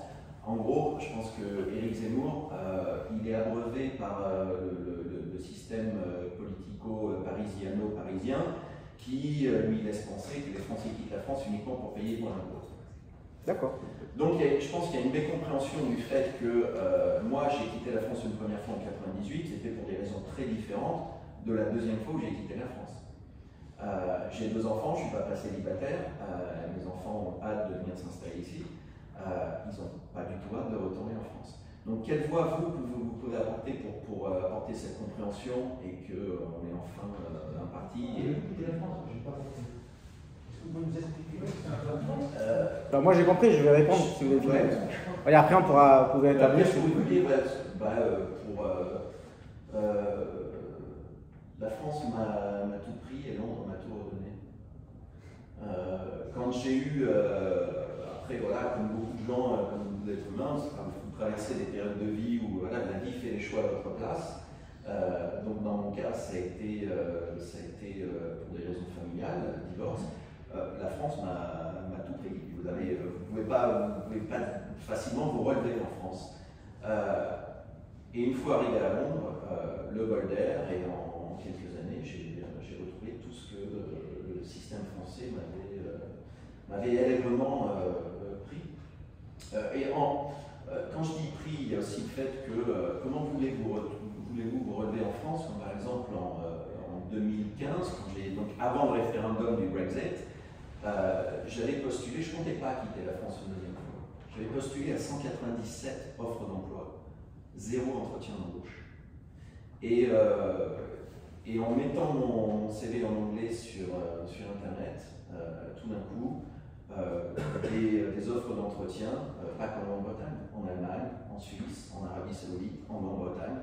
Donc j'ai fait le choix de retourner en Grande-Bretagne parce que forcément j'y avais déjà vécu avant. Mais voilà, c'est l'exemple. 200 candidatures en France, 0, rien du tout. Donc je pense que voilà, Éric Zemmour, autant il a l'air de faire un constat sur effectivement le fait qu'il y a beaucoup de choses qui sont cassées en France, liées effectivement, comme il le dit, au fait que l'immigration n'est pas la cause de problèmes, elle les aggrave à l'heure actuelle. Mais voilà, je pense que si Éric Zemmour ne le comprend pas pleinement, c'est clair que le reste de la classe politique. Ok, donc voilà ce que je peux vous dire, à mon avis. Je pense qu'il y a des sujets sur lesquels on peut apporter des éclaircissements à Éric Zemmour, mais je pense qu'en fait il connaît très bien certaines problématiques et les raisons pour lesquelles les Français sont à l'étranger. C'est juste qu'elles ne sont pas forcément formalisées d'une certaine manière. Comme je le disais tout à l'heure, il y a des Français qui sont en Thaïlande parce qu'ils sont exilés, parce qu'ils ne reconnaissent plus la France pour des raisons d'insécurité et d'immigration. Éric Zemmour en parle. Il y a des Français qui sont exilés pour des raisons fiscales aussi, même si ce n'est pas tous le cas, Éric Zemmour en parle. Donc tous les problèmes qui font qu'en fait il y a des Français à l'étranger, Éric Zemmour est au courant. Après, je suis d'accord sur le fait qu'il y a une façon de présenter la problématique. Vous n'êtes pas le seul, il y a d'autres Français qui m'ont dit en fait oui, je suis 100% d'accord avec Éric Zemmour, mais il y a des choses qui disent par exemple il croit qu'on est allé, il veut nous retenir, il veut qu'on reste en France, il veut pas qu'on est à l'étranger parce qu'il croit que c'est pas bien ce qu'on fait. Donc il y a des choses peut-être qu'effectivement il n'est pas conscient, ou alors peut-être que après c'est notre rôle, j'ai envie de vous dire. Donc mais c'est pas qu'Éric Zemmour, en vérité c'est tous les Français. Il y a les Français, c'est tous les Français qui doivent comprendre qu'on est à l'étranger, on n'est pas tous des exilés fiscaux, on n'est pas tous là parce qu'on fuit l'insécurité, voilà, même si je le dis, etc. Il y a d'autres raisons pour lesquelles on est à l'étranger, il y a des raisons personnelles. Il y a une question. Avant de parler de faire ce changement culturel au niveau de la nation, il faut commencer par son parti. Oui, voilà. Or, il me semble qu'il y a des voilà, alors j'y viens. Il faut, je pense, des élus, des Français de l'étranger, et d'ailleurs, à ce juste titre, je peux le dire, les élus, les Républicains et d'autres, et même des marcheurs le font plutôt bien. Ils parlent des Français de l'étranger, ils disent pourquoi les Français de l'étranger contribuent au rayonnement de la France, etc. Donc, je pense qu'il faut continuer dans cette voie. Et même des gens de gauche, voilà, qui disent voilà, les Français de l'étranger sont là parce que tac, on explique. Mélenchon, c'est pas qu'Éric Zemmour, hein, Mélenchon a fait un tweet en disant mais pourquoi les Français de l'étranger votent 12 jours avant, etc. Il y a quelqu'un qui a répondu, je crois que c'est Florian Bohème, qui dit mais écoutez, c'est pas ça, je vais t'expliquer, etc. Donc dans tous les partis, les leaders, parce qu'ils sont franco-français, ils sont en France, ils ne comprennent pas totalement pourquoi leurs propres militants sont là à l'étranger. Donc ça c'est le rôle de tous. Nous on a notre rôle à faire au sein de Reconquête. Dans tous les partis, ils ont leur rôle à faire. Après moi, je pense que, c'est d'ailleurs la raison pour laquelle je suis candidat, je pense être bon représentant à la fois de ce que prône Éric Zemmour en termes d'assimilation en France et en même temps de l'idée qu'il faut se faire des Français de l'étranger. Pourquoi ils sont à l'étranger? Pourquoi ils contribuent au rayonnement de la France dans le monde? Voilà. Et donc comment faire ça? Moi j'en parlerai, je serai à fond pour expliquer tout ça. Jusqu'à maintenant, les Français de l'étranger ne sont pas très connus au sein du parti, mais ne serait-ce que concrètement, pour répondre concrètement à votre question, je suis parmi les 11 candidats des Français de l'étranger, peut-être celui qui a le meilleur espoir d'être qualifié au second tour. La seule qualification au second tour, ça peut faire un gros buzz en France. Tout le monde va en parler, parce que les résultats, on va les avoir le 6 juin, on ne va pas les avoir le 12 juin. Donc, lundi, si je suis au deuxième tour, tout le monde va en entendre parler en France. Donc, il y en a qui vont se réveiller et dire tiens, c'est quoi, c'est des élections à l'étranger? Ils ne savent même pas déjà quand, ils ont lu déjà une semaine avant. Donc, déjà, rien que ça veut dire quelque chose. Donc, moi, je parle aux électeurs LR, aux électeurs RN et même aux électeurs de gauche qui veulent autre chose que Anne Genté. Je suis celui qui peut porter la voix des Français de l'étranger. Rien que le fait que je sois au deuxième tour, lundi, ça va changer totalement le paysage politique. Et ça peut même, je ne veux pas non plus péter les plombs et avoir trop les choses en grand, ça peut même lancer une dynamique en France. Il y a des Français en France qui vont dire putain, mais il y a un gars qui est à l'étranger qui est au deuxième tour. Ça peut motiver beaucoup d'autres en France pour voter pour Reconquête, eux de voter pour des partis inutiles. Beaucoup de gens votent, on parle beaucoup de votes utiles, mais moi je parle même de votes inutiles. Il y a des votes qui sont inutiles. Sauf pour donner 1,64 € par bulletin au parti, pour ceux qui veulent sauver le parti. Mais tout le monde n'est pas là pour travailler au parti. Laurent Suret n'a pas de salaire des Républicains. J'aimerais bien qu'il change d'avis. Voilà. Est-ce qu'il y a d'autres questions? On a coupé quelques personnes. Est-ce qu'il y en a qui n'ont pas parlé encore, qui veulent parler? Il ne faut pas être timide. J'ai une suggestion. Je pense que le parti Reconquête devrait créer une structure de débat et inviter des gens qui sont effectivement à l'étranger. Comme ça, la parole de ces personnes ne serait pas travestie, ne passerait pas par des tuyaux. Moi, j'ai malheureusement une longue expérience compte tenu de mon âge. J'ai vu des patrons d'entreprises de très grands groupes français venir en Asie, venir à Singapour, venir à Hong Kong, venir en Thaïlande, et partout, et qui me disaient, bien sûr, vous ne le répétez pas, on est obligé d'ouvrir des usines en Asie parce que nos usines en France ne sont plus rentables et que si on n'ouvre pas des usines en Asie, on va fermer les usines en France. Et personne ne parle de ça. Personne ne parle de ça. Voyez-vous, j'entends des économistes, soi-disant économistes, dont le plus connu s'appelle M. Piquetou, écrire Piketty. Ah, d'accord. Écrire des âneries sur l'ISF. Un grand économiste. Oui, une belle brève, oui. Qui a frappé sa femme et ses gosses. Oh, les attaques personnelles. Non, c'est pas une attaque personnelle, il vient d'être, encore une fois, en ce qui me concerne, moi j'ai géré des établissements bancaires pendant 35 ans, j'entends des mecs parler de l'ISF en France et que ça n'a aucun impact sur les départs à l'étranger. Il faut remettre l'ISF, on est d'accord. Bien entendu, oui. Et moi je vais vous dire une chose, que pour ce que j'ai vu simplement ce que j'ai vu, il y a plus de 400 milliards d'euros qui ont quitté la France et qui sont investis à l'étranger. Et ces 400 milliards, si vous appliquez 2,5-3% d'impôts, et s'ils étaient restés en France, eh bien, vous auriez autre chose que les 2-3 milliards que ramassait l'ISF et qui faisait fuir les talents. Ça, personne n'en parle en France. Personne ne veut voir la vérité en face. Je vous inviterai à une table ronde à ce sujet. Ce sont des dogmes. Et moi, vous voyez, je pense qu'il faut arrêter de se bagarrer droite-gauche, ça ne peut plus rien dire. Le pays est en danger. La jeunesse n'a plus d'espoir, ils n'arrivent plus à se loger, il n'y a pas de job. Il faut un général.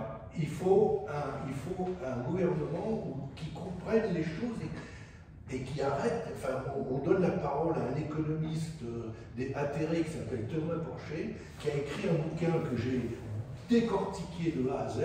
Il dit l'ISF, c'est 140 milliards qui sont partis, alors qu'au moment où il sort son bouquin, vous avez une étude en Suisse qui dit que dans les 100 personnes les plus riches en Suisse, il y a 13 Français, et ces 13 Français contrôlent 85 milliards d'euros. Et dans ces 85 milliards, il y a une famille qui détient un grand groupe de mode, qui, dans les statistiques de M. Porcher, est valorisé à la valeur de sortie du territoire en 83, c'est-à-dire 2 milliards, et ce groupe aujourd'hui, cette famille détient 11 milliards en Suisse. Donc il faut arrêter toutes ces conneries, il faut que quelqu'un dise les choses telles qu'elles sont, qu'on redonne de l'espoir à cette jeunesse. Moi je m'en fous, j'ai fait ma vie, c'est fini, je suis sur je suis sur la pente descendante. Mais quand je vois ma famille, mes neveux et nièces qui ne trouvent pas de job, qui sont désespérés, qu'on voit qu'ils... Attendez, vous comprenez qu'on n'est pas foutu de construire 500 000 logements par an en France? Où vous voyez ça? Moi, dans mon village en Corse, il y a un mec qui a voulu ouvrir une petite supérette. Vous savez combien de temps ça lui a pris pour ouvrir la supérette? Moins de 2000 m², alors que les gens de conditions moyennes devaient faire 50 km pour aller faire leurs courses. Dites-moi combien de temps ça a pris pour ouvrir la supérette. Entre le moment où ils déposent le dossier et le moment où on ouvre la supérette. Plusieurs années. 2 ans. 2 ans. 11 ans. 11 ans. C'est ça la France. Des normes dans tous les sens, des trucs. Il faut arrêter ce truc-là. Se bagarrer avec... Ça, c'est à cause des socialistes. C'est la Corse. Se bagarrer avec notre ami droite-gauche, ça n'a aucun sens. Parce que fondamentalement, c'est un bon goût. Mais quand il voit le résultat de sa politique, et si c'est un type intelligent, il est obligé de constater que c'est des bacs. Oui, d'ailleurs, là, votre ami en Suisse, qui a 11 milliards, comment on fait pour le faire rentrer alors? Il ne rentrera jamais. Alors, est-ce qu'on ne va pas le taxer? Mais il ne rentrera jamais. Arrêtez vos histoires de taxes. Vous ne pourrez pas taxer les Français de l'étranger. Vous avez les accords internationaux de signer. Ça, c'est des gens qui... Alors, ça, c'est très juste. Vous ne pourrez pas les changer. Le jour, les conventions fiscales, vous êtes pris, vous ne renégociez pas. Combien de temps on a jusqu'à 7h30? La convention. Bon, on a un maximum un quart d'heure encore. Est-ce que vous voulez donner la parole à d'autres personnes? Sinon, vous le gardez, il n'y a pas de problème. Ah, monsieur là-bas. J'ai une autre question, c'est quelle est la vision de Reconquête sur les relations... Quelle est la vision de Reconquête sur les relations franco-singapouriennes, franco-chinoises, même franco-russes? Est-ce que vous êtes plus ouvert peut-être à un dialogue, peut-être plus à une opposition envers les États-Unis, un consensus? Quelles sont la vision de Reconquête sur ces sujets-là? Je ne suis pas Eric Zemmour pour répondre à ça, mais je vais vous dire mon avis.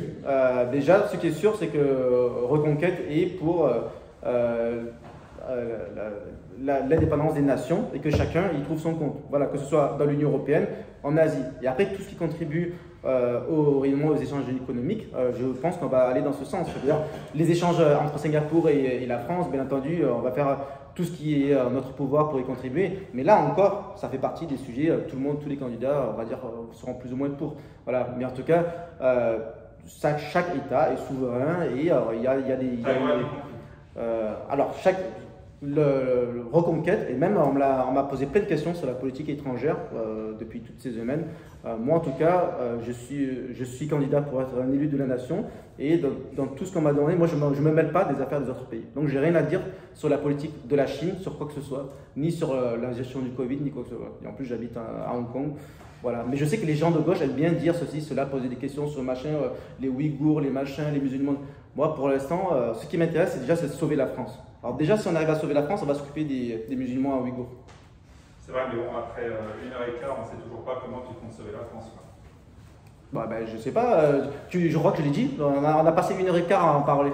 Donc je pense que... Par exemple, tu pourrais conclure en disant, c'est quoi les 5 premières mesures qu'aurait pris Eric Zemmour s'il est arrivé au pouvoir, il n'arrivera pas au pouvoir, mais c'est quoi en fait les mesures que tu porterais en tant que député pour sauver la France?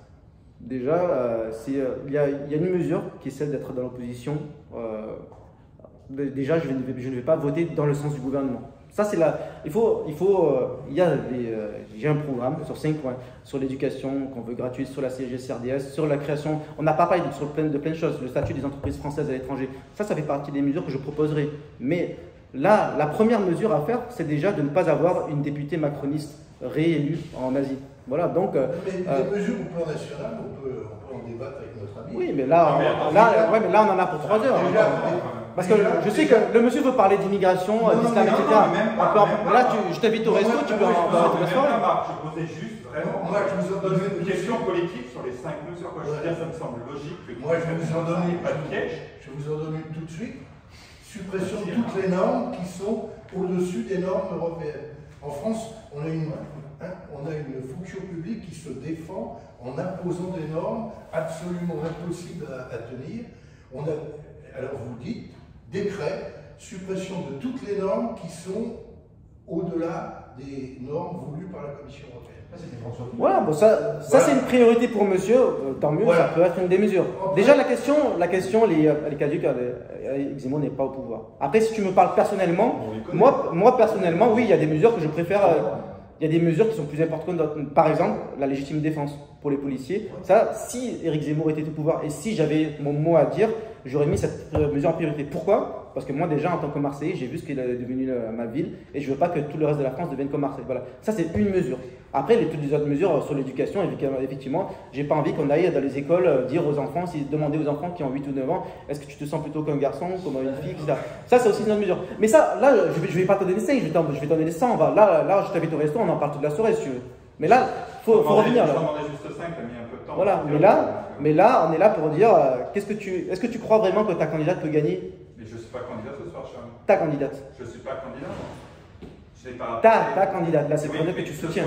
Je ne suis pas là en tant que représentant d'un candidat. Je suis là en tant que citoyen engagé depuis des années. Mais en tant que citoyen, est-ce que le citoyen Mathias pense que Mme Vidal peut gagner? C'est génial. C'est ça la question. Ce qui est extraordinaire, c'est que j'ai le droit de poser des questions à un citoyen. Les gens qui s'opposent au parti républicain n'ont qu'une chose à dire, c'est le foulard, la xénophobie. Ils ne parlent pas de sécurité. On sait aujourd'hui que les xénophobes sont chez la LFI, quoi. Oui, exactement. On sait aujourd'hui. Ils sont dans un parti. Ils sont chez nous, je sais pas, mais visiblement, ce que l'on Ben, ceux qui cassent, ceux qui perturbent les meetings, qui sont contre la démocratie. C'est évident. C'est pas les militants de Zemmour qui vont au meeting de Mélenchon pour foutre le bordel. Comment monsieur qui est un banquier, qui a de la compétence. Alors monsieur n'a pas trop parlé. Comment il arrive à soutenir Éric Zemmour, qui est un polémiste de talent, cultivé, etc. Moi, je veux bien le voir à la télévision. Il porte la polémique avec talent. Et comment vous soutenez quelqu'un qui est aussi léger? Léger? Oui, léger au niveau économique. Ce qu'on vient de dire. Vous savez, moi, dans la gauche, il y a des gens que j'ai appréciés, il y a des gens de qualité, et celui qui a été le meilleur Premier ministre, c'est un pauvre homme qui s'est suicidé, et dont on a dit de lui, il ne réussira jamais parce que c'était un ouvrier. Ce qui était la pétition de départ la plus stupide que j'ai entendue, mais qui venait de son camp. C'est d'ailleurs 5 ans qu'il a poussé au suicide. Ce type était un grand Premier ministre. Parce qu'il était pragmatique. Il y en avait un autre, c'était Monory, avec sa pompe à essence. Il était pragmatique. Moi, c'est ça qui m'intéresse. C'est les gens qui voient des problèmes et pas des problèmes de parti. Non, jamais. Je préfère me couper les mains. Je vais vous expliquer. Moi, c'est ça qui m'intéresse. Moi, quand je vois des gens qui ne réussissent pas, qui ne trouvent pas de boulot, qui ne peuvent pas s'installer, ça m'interroge. Quand je vois des jeunes qui ne peuvent pas avoir un logement, je me pose des questions. C'est ça qui pose des problèmes. C'est pas la gauche et la droite, j'en ai rien à foutre. Et pour votre information, j'étais membre des LR. J'ai adhéré à l'UDR. J'ai fait l'école de députation du parti. Quand j'ai vu comment ça se passait, à l'époque, je me suis tiré les ventres à terre. Je dis, je ne veux pas rester dans ces trucs. Et je regardais les politiques, mais des politiques qui s'occupent de la France, pas des politiques qui s'occupent de leur parti et de leurs idéologies. La France, est-ce que ça veut dire quelque chose? Moi, pour moi, ça veut dire quelque chose encore. Et donc, la jeunesse, l'école, l'éducation, regardez le ministre actuel que l'on a à l'éducation, qui est soi-disant un type qui va révolutionner. Il met où ses enfants, ce monsieur? À l'école alsacienne, dans le privé, l'école de Belgique. Mais oui, mais voyez-vous, donc tout ça, c'est pas sérieux. Moi, je préfère parler. Quand M. Jospin a été Premier ministre, il a fait des choses bien. Très bien, je suis d'accord. Les 35 heures déjà. Les 35 heures, c'est une ânerie, mais alors c'est une connerie la plus grande. Qu'est-ce que vous faites à Singapour si vous voulez les 35 heures? Il n'y a pas de 35 heures ici. Ah, ça c'est une très bonne remarque ça. Non mais si on bosse tous comme c'est fini déjà les coquilles d'ailleurs. On a voulu retourner en France. Bah oui, c'est bien la France. Je comprends pas, mais il y a plus d'impôts. Je comprends pas que ça soit bien, être malheureux comme c'est vrai que Singapour pose question, c'est vrai là-dessus, mais comme plein d'endroits par exemple. Moi je serais déjà parti parce que. C'est vrai, mais est-ce que tous les gens qui ne sont pas d'accord avec, je sais pas moi, Macron par exemple en France sont partis de France? Il y a la sécurité ici, il y a en France. Ils sont partis.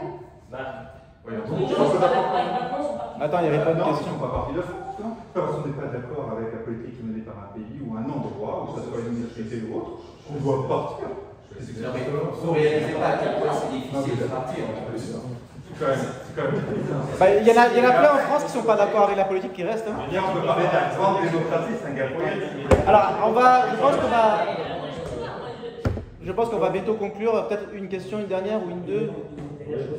Pourquoi est-ce que quand tu fais tu veux promouvoir des idées, tu prends pas par exemple l'exemple de là où ça fonctionne dans les pays asiatiques, en particulier, dont on parle là, qui pourrait être.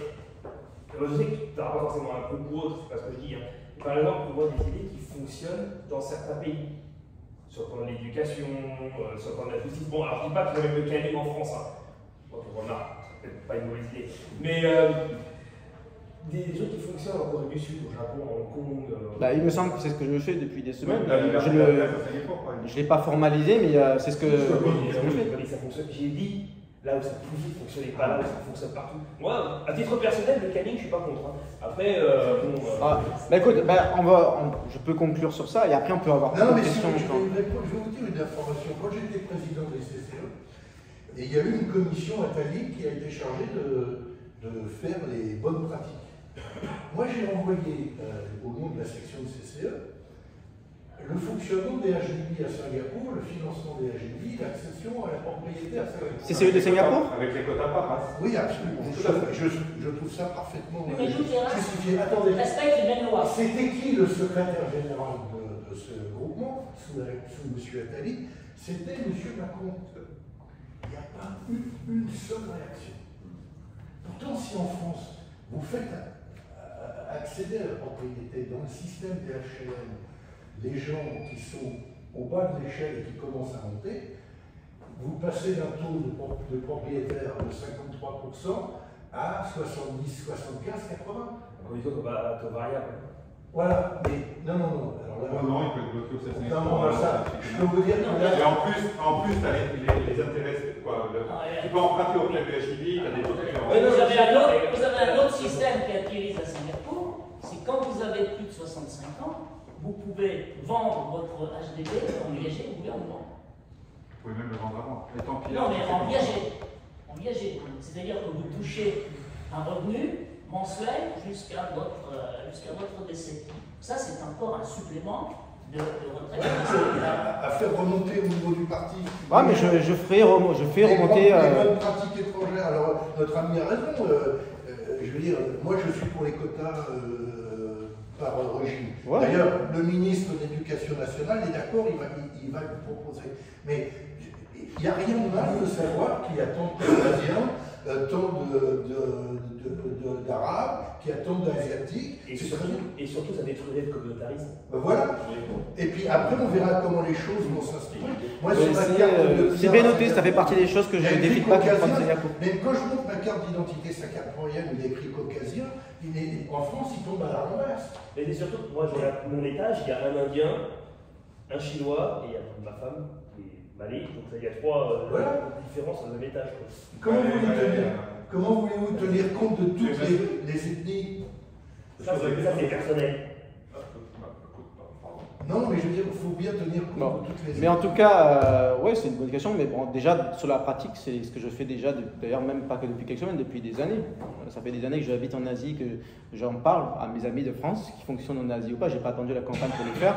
Et l'objet des prochains mois, quel que soit le résultat de l'élection législative, ce sera de formaliser tout ça et effectivement montrer ce qui fonctionne, parce que je pense qu'on en a besoin en France. Voilà. Et je pense, pour conclure, que nous, les Français d'Asie, Océanie, Europe orientale, mais surtout d'Asie, on a cette responsabilité de montrer un petit peu l'exemple. L'Asie, c'est pas comme l'Amérique du Nord, c'est pas très wokiste, c'est pas très gauchiste. Et avec tout le respect que je leur dois, s'il y a une circonscription qui peut être à droite, parce que ça va au-delà des valeurs politiques, c'est la famille. Voilà, je suis d'origine asiatique, il y a un respect, même en dehors de la politique, c'est pas normal qu'à l'école on demande est-ce que tu es un garçon ou une fille. C'est pas normal qu'à l'école on dise ouais c'est normal sur certaines choses. Donc en fait, il y a des valeurs un peu conservatrices qui existent en Asie. Les Français d'Asie vivent en Asie pour certaines raisons. Il y a des choses qu'on trouve qui fonctionnent ici. Et donc, s'il y a au moins un député, j'espère plus, qui peut représenter ces valeurs, c'est bien celui d'Asie. Donc, en fait, je lance un appel à tous les militants. Il y a tous ceux qui ont voté Éric Zemmour et même tous ceux qui ont voté pour la droite à se mobiliser. Parce que rien qu'avec la mobilisation, parce qu'étant donné le fort taux d'abstention, rien qu'avec la mobilisation, même sans convaincre nos amis de gauche, rien qu'avec notre mobilisation, on peut être au deuxième tour. Voilà. Okay. Alors maintenant, vous êtes invité au restaurant, comment ça s'appelle déjà? Kino, cuisine basque, et je ne sais pas comment on y va, mais on se suit. Et voilà quoi. Donc un grand merci, je reste disponible, on peut encore discuter sur le chemin en sortant au restaurant toute la soirée. Et puis voilà. Mais alors, dernière chose, est-ce qu'il y en a qui ça dérangerait certains que je diffuse l'enregistrement, même si on ne voit pas vos photos? Parce que je l'ai enregistré. Je le mets sur YouTube éventuellement. Je ne sais pas si je vais le mettre. Bon, pas d'objection. Voilà. Est-ce qu'il y en a que ça... On ne voit pas votre tête. Voilà. Par contre, ceux qui le veulent...